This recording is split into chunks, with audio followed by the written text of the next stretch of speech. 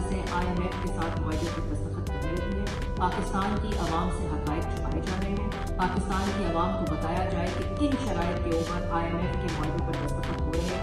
बताया जाए कि डॉलर प्राइस कितनी बढ़ेगी, रुपए की कदर में कितनी कमी आएगी, गैस और बिजली के बिल कितने बढ़ेंगे, महंगाई कितनी ज़्यादा होगी। लेकिन इन हक़ाइक़ को इसलिए छुपाया जा रहा है कि मौजूदा हुकूमत पाकिस्तान तहरीक इंसाफ की है और उनको आदत है foreign funding, fake accounts, money laundered, गैर कानूनी पैसे से पहले पार्टी को फंड करते थे और अब चोर दरवाजे से IMF के मुआहदे पर दस्तखत कर रहे हैं। और इन तमाम चीज़ों को छुपाने के लिए नेशनल असेंबली के इजलास को मौखर किया जा रहा है क्योंकि इनसे ये सवालात न किए जाएँ। आपने तो कहा था कि मैं 1 घंटा सवालों के जवाब दूंगा, आपने तो पार्लियामेंट को मफलूज कर दिया और 1 घंटा भी आप पार्लियामेंट को चलने नहीं दे रहे क्योंकि इन सवालों के जवाब वज़ीर-ए-आज़म पाकिस्तान आपके पास है नहीं। और दूसरी तरफ चोरों को, टैक्स चोरों को एमनेस्टी देने का इंतजाम मुकम्मल कर दिया गया है और उस चीज़ को छुपाने के लिए भी सदारती ऑर्डिनेंस के जरिए ये एमनेस्टी दी जाएगी ताकि पाकिस्तान के जो टैक्स चोर हैं उनको ये एमनेस्टी दी जाए, अलीमा बाजी को, जहांगीर तरीन को और दाएं बाएं टैक्स चोर जो बैठे हुए, ना कोई विजन, ना कोई पॉलिसी, ना कोई स्ट्रैटेजी। इसलिए ये कर्जे लिए जा रहे हैं और पाकिस्तान की आवाम को